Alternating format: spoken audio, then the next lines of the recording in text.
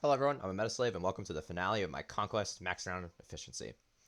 In this type of playthrough that these last two maps, Chapter 27 and Endgame, since they're kill boss maps, they're ultimately going to be quick one turns. But that being said, there is some finesse, you could say, into the positioning that I need to actually one turn the maps.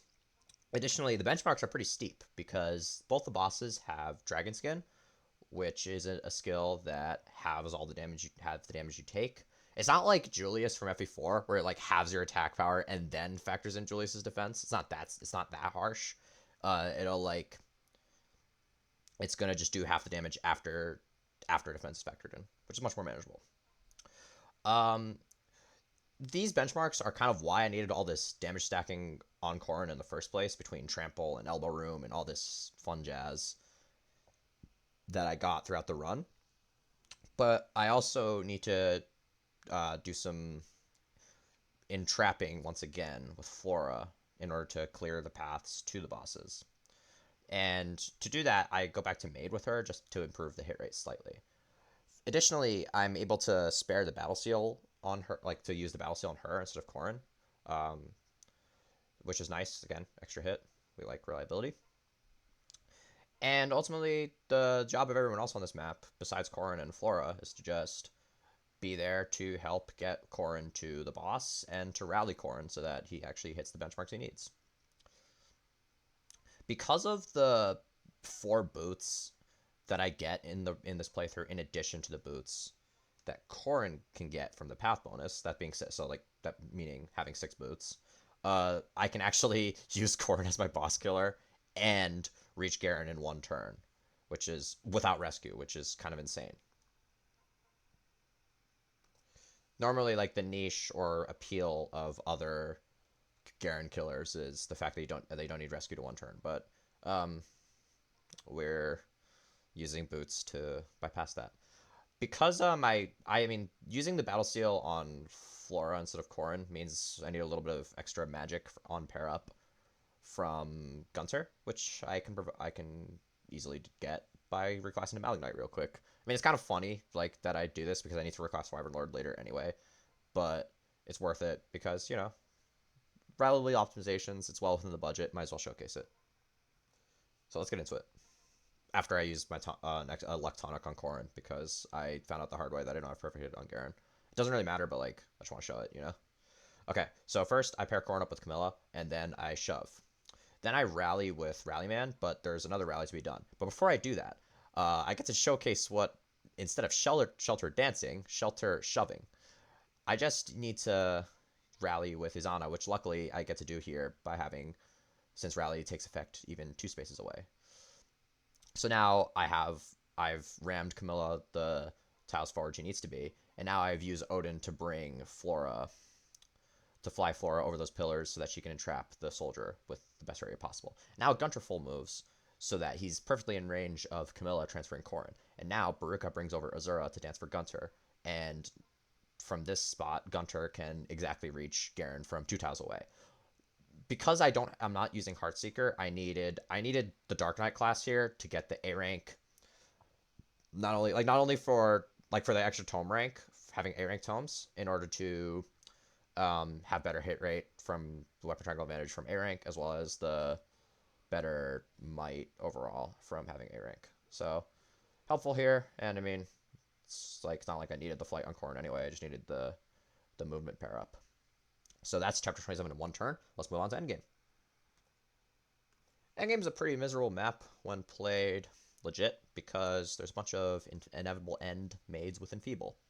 Luckily, I'm bypassing all that. I just need to get Corrin to Takumi in one turn, which I'm quite easily able to do with the help of Rescue. And I just need to make use of all my possible buffs. Because of Dragon Skin and the fact that Takumi has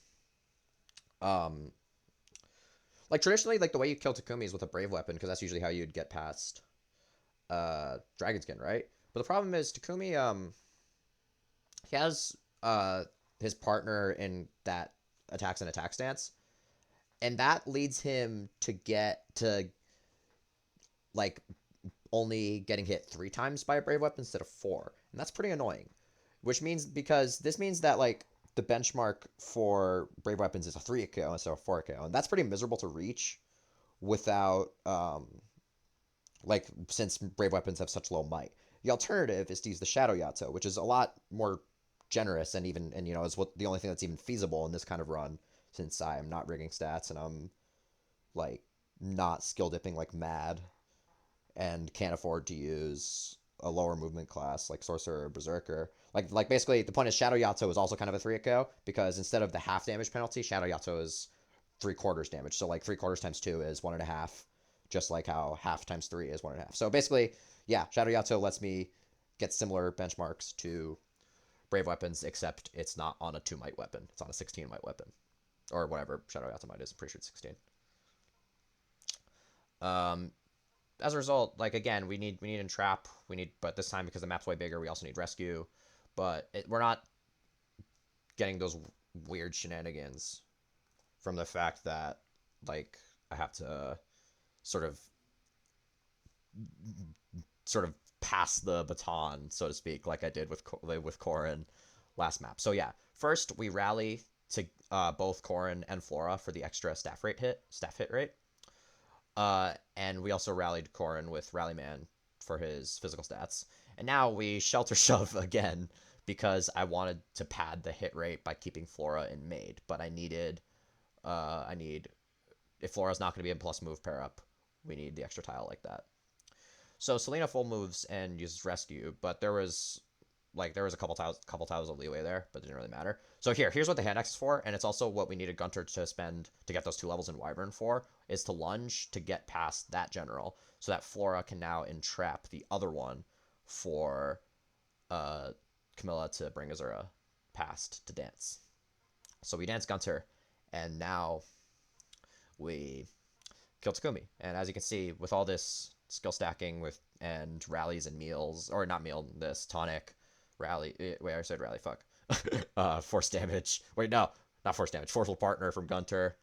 Gunter's personal for 3 damage, yeah. I was just stalling because of the stupid lag. Corrin perfectly kills. Hilariously enough, Takumi Vengeance is here, but doesn't matter. And we kill Takumi.